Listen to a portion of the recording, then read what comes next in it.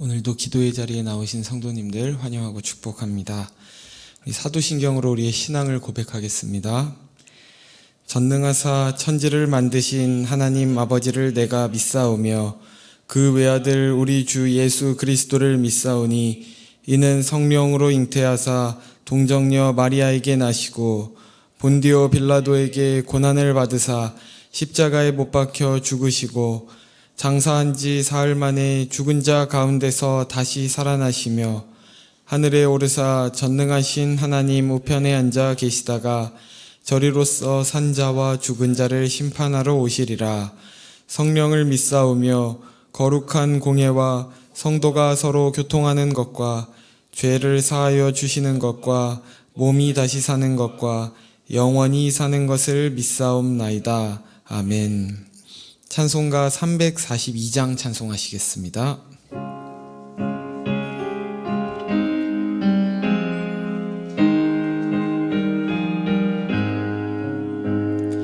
너 시험을 당해 죄 짓지 말고 너 용기를 다해 곧 물리치라. 너 시험을 이겨 새 힘을 얻고 주 예수를 믿어 늘 승리하라. 우리 구주의 힘과 그의 위로를 빌라. 주님 내 편에 서서 항상 도우시리. 내 친구를 삼가 잘 선택하고 너행을 삼가 늘 조심하라. 너 열심을 다해 늘 충성하고 온 정성을 다해 주 봉사하라. 우리 구주의 힘과 그의 위로를 빌라. 주님 내 편에 서서 항상 도우시리. 잘 이기는 자는 상 받으리니 너 낙심치 말고 늘 전진하라. 내 구세주 예수 힘 주시리니 주 예수를 믿어 늘 승리하라. 우리 구주의 힘과 그의 위로를 빌라. 주님 내 편에 서서 항상 도우시리.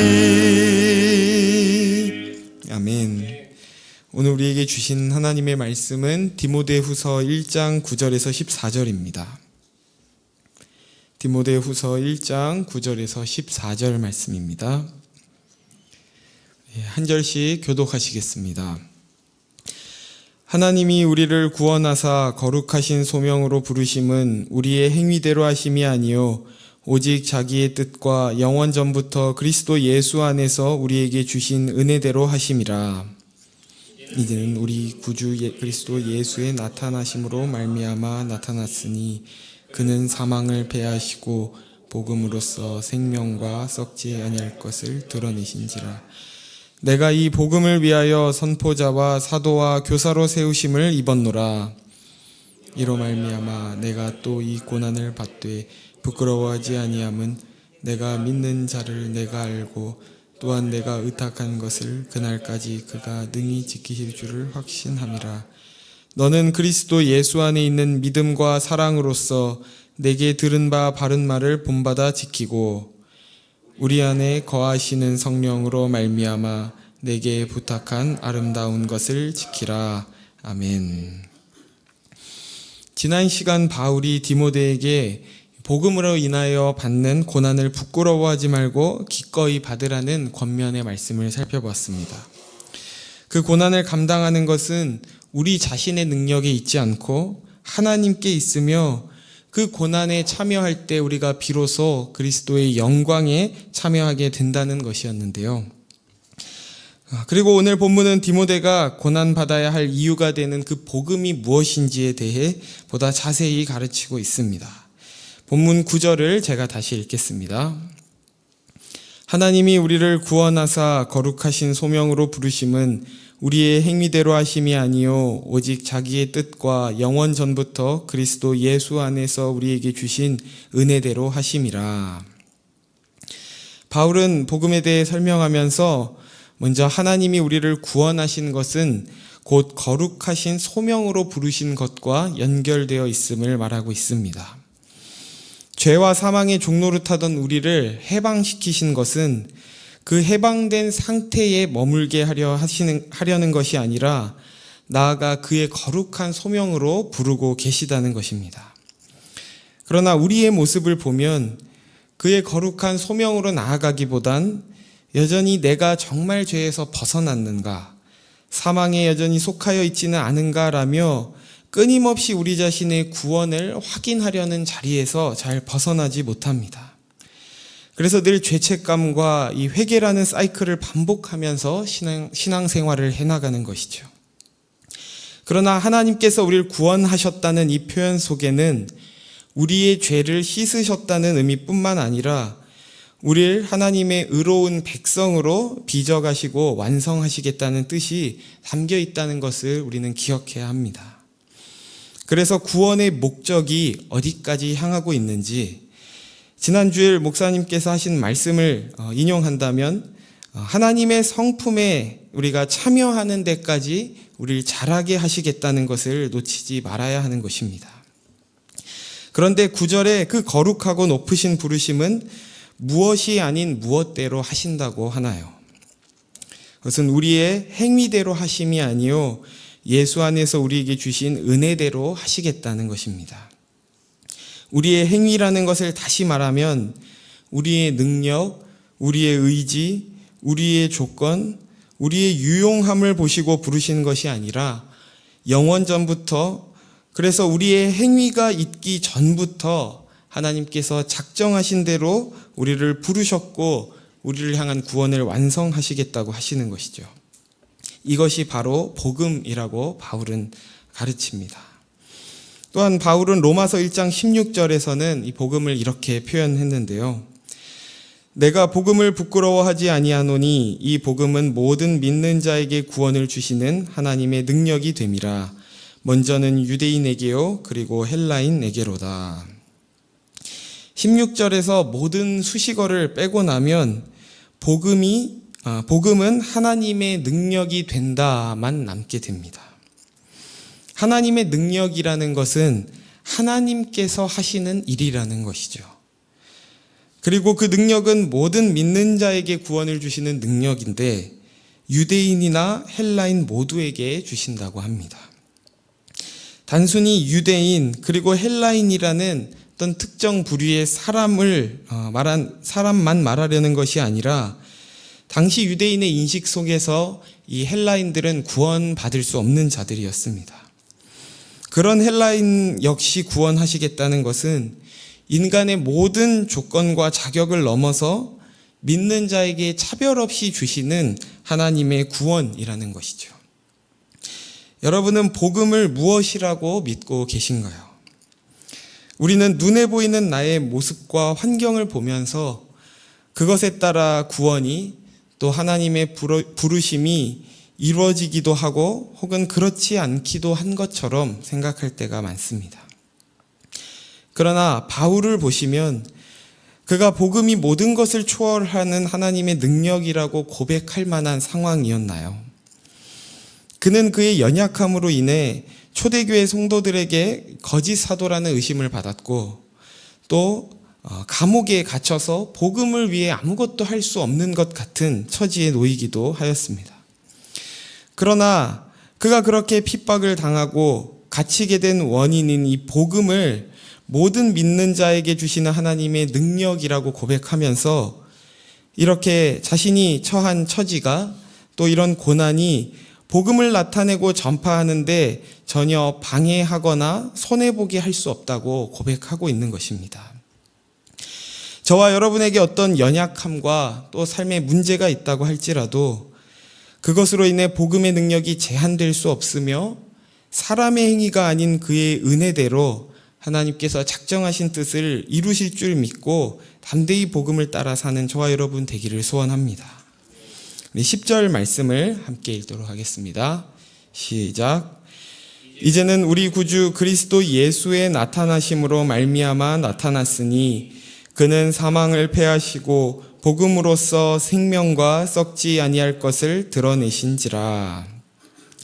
10절의 이 시작부에 이제는 이라고 이렇게 시작하지만 정확하게 원문을 해석하면 그러나 이제는이 됩니다.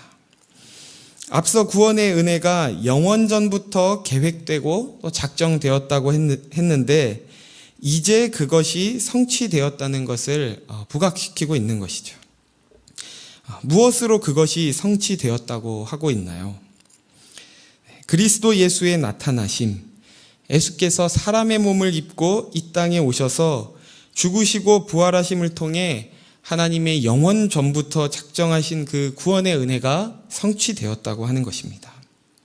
그리고 그것을 두 가지 측면에서 설명하고 있는데요. 먼저는 예수께서 사망을 패하셨다는 것입니다. 사망은 죄의 삭시죠. 예수께서 우리 죄를 대신하여 죽으심으로 우리는 더 이상 그 죽음 아래, 사망 아래 머물 수 없도록 우리를 구원하셨다는 것입니다. 두 번째는 생명과 썩지 아니할 것을 드러내셨다는 겁니다. 여기서 생명이라고 하는 것은 그저 죽지 않았다 정도의 소극적인 표현이 아니라 참 생명, 하나님이 계획하시고 의도하신 그 생명다운 것이 무엇인지를 예수께서 드러내셨다는 것이죠. 말씀 초반에 우리를 구원하셨다는 그 표현 속에 죄에서 우리를 깨끗하게 하실 뿐만 아니라 거룩한 소명으로 부르시기까지 하셨다고 한 것처럼 우리가 더 이상 사망에 매이지 않을 뿐만 아니라 새 생명, 참 생명, 부활 생명을 살게 되었다는 것을 예수께서 나타내셨다는 것입니다. 그래서 바울은 복음의 핵심이 예수 그리스도이심을 말하고 있습니다.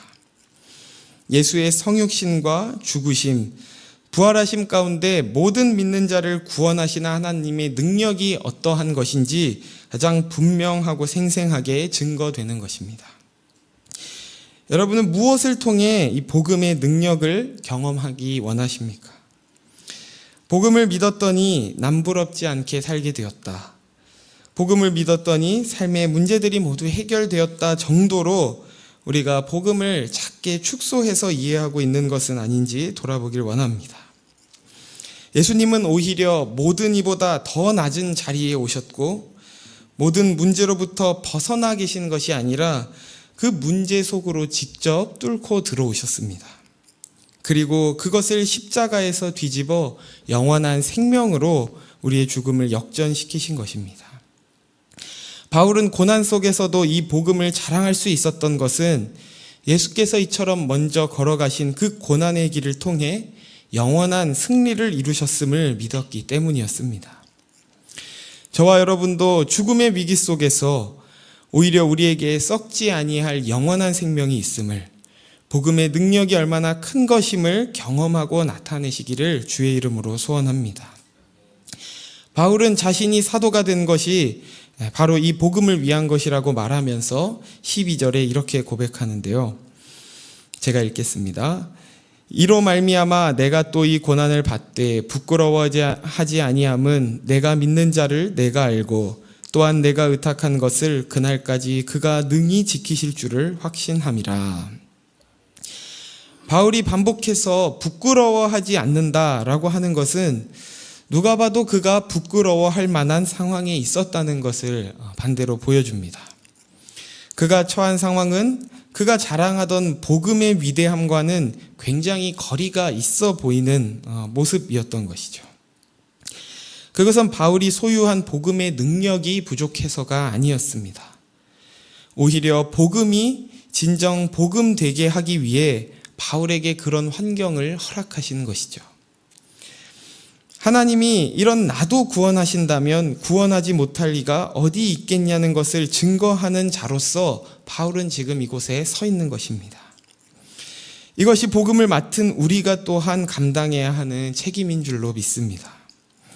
우리가 믿는 복음과 우리 모습 사이의 괴리로 인해 세상은 때로 우리를 거짓말쟁이로 또 기만자로 조롱할 것이지만 그로 인해 복음이 더욱 전파된다면 우리는 그것으로 마땅히 기뻐해야 할 줄로 믿습니다.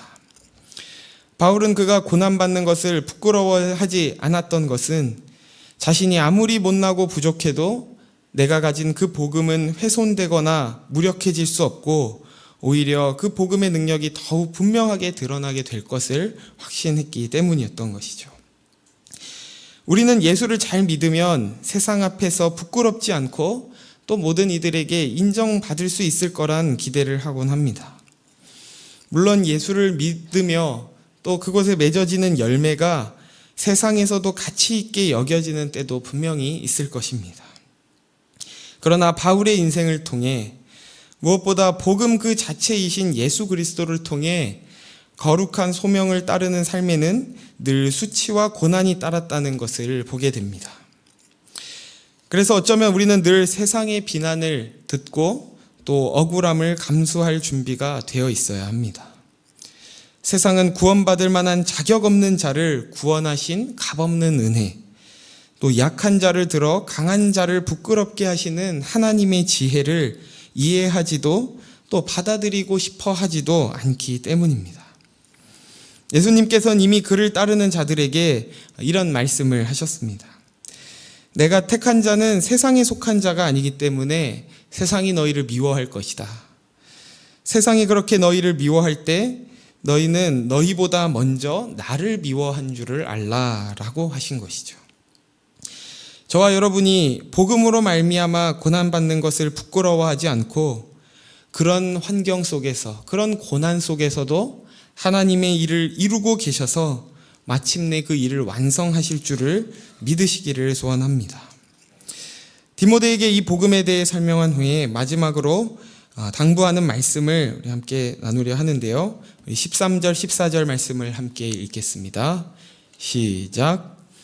너는 그리스도 예수 안에 있는 믿음과 사랑으로서 내게 들은 바 바른 말을 본받아 지키고 우리 안에 거하시는 성령으로 말미암아 내게 부탁한 아름다운 것을 지키라. 바울은 디모데에게 내게 들은 바른 말을 본받아 지키라고 권면하는데 여기 바른 말은 지금까지 바울이 전한 이 복음의 진리입니다. 복음의 진리를 듣고 아는 것에 그치지 않고 본받아 삶으로 살아내라고 하는 것이죠. 14절도 13절과 사실 같은 이야기를 반복하는데 우리 안에 거하시는 성령으로 말미암아 내게 부탁한 아름다운 것, 복음을 지키라는 것입니다. 우리는 머리로 아는 것을 내가 이미 지키고 있고 살고 있다고 착각할 때가 많이 있습니다. 우리가 오늘 말씀에서 살펴본 것처럼 복음은 구원하시는 하나님의 능력이요 하나님의 영원한 약속과 은혜라고 고백하면서도 막상 우리 삶이 우리의 의지와 능력에 달린 것처럼 여길 때가 많다는 것입니다. 그렇다면 정말 그 복음을 따라 살기 위해선 어떻게 할 수 있을까요? 오늘부터 복음대로 살겠다고 아무리 내 의지로 결단해도 마음처럼 되지 않는다는 것을 이미 수없이 경험하셨을 것입니다. 그래서 13절에서 바울은 그리스도 예수 안에 있는 믿음과 사랑으로서만이 이 복음을 본받아 지키는 것을 가능하게 하다고 말합니다. 말씀을 맺겠습니다. 복음을 산다는 것은 예수가 가진 능력을 등에 업고 세상에 휘두르며 산다는 것이 아니라 그의 죽으심과 부활하심에 동참하는 인생을 산다는 것을 말합니다. 그래서 바울처럼 우리도 때로 조롱을 당하고 또 갇히고 망하는 것 같아 보일지 모르지만 바울에게 닥친 그 고난이 복음의 능력을 제한시키기보다 오히려 더 풍성하게 드러낸 것처럼 여러분의 삶에 허락하신 고난 속에서 하나님의 능력이 얼마나 더 크고 풍성한 것인지 더 분명하게 경험하게 되길 소원합니다. 그 예수 그리스도를 믿고 복음의 진리를 따라 살다가 마주하는 고난을 부끄럽게 여기지 않고 하나님의 영원하신 작정대로 우리를 향한 구원을 기필코 이루실 주님을 바라보며 그 복음을 끝까지 지키고 살아내는 저와 여러분 되시길 예수님의 이름으로 축원합니다.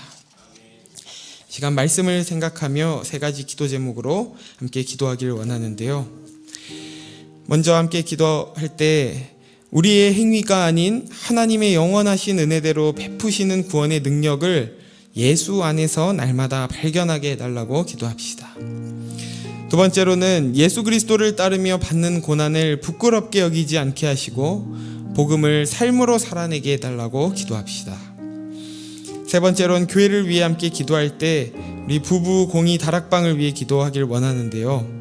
우리 부부 공의 다락방이 청지기로서 가정에 맡겨진 소중한 영혼들을 귀하게 보살필 수 있게 해달라고, 그 사랑과 또 지혜를 더해달라고 우리 나눈 이 세 가지 기도 제목을 가지고 함께 기도로 나아가겠습니다. 하나님 아버지 감사합니다. 오늘 이 바울을 통해 우리에게 주신 이 말씀으로 주님 복음의 능력이 무엇인지, 복음이 얼마나 위대하고 크신 것인지 다시금 깨닫게 하시니 감사합니다. 하나님, 복음은 우리의 행위대로가 아니라 하나님의 영원한 작정하심대로 하나님의 선하신 뜻대로 우리를 향한 구원을 이루시는 그 하나님의 능력임을 믿습니다. 하나님, 우리의 환경과 우리 삶에 있는 고난과 우리의 연약함과 우리의 죄악이 그 복음을 제한시키거나 가둬둘 수 없다는 것을 알게 하셔서 우리가 어떤 상황 속에 있다고 할지라도 그 복음을 붙들고 복음을 지키며 복음대로 살아나는 저희가 되게 하여 주옵소서. 하나님, 그 복음이 예수 그리스도 안에서 분명하게 나타났음을 주님 고백합니다. 우리가 다른 곳에서 복음의 능력을 확인하려는 것이 아니라 오직 예수 그리스도의 삶 속에서, 예수 그리스도의 죽으심 속에서, 예수 그리스도의 부활